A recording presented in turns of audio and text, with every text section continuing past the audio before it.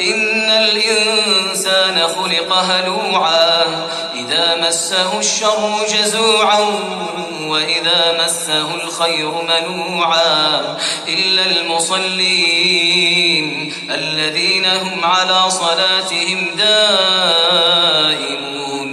والذين في أموالهم حق معلوم للسائل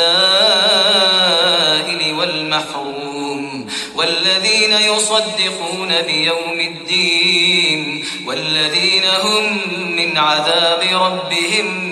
مشفقون إن عذاب ربهم غير مأمون إن عذاب ربهم غير مأمون والذين هم لفروجهم حافظون إلا على أزواجهم أو ما ملكت أيمانهم أو ما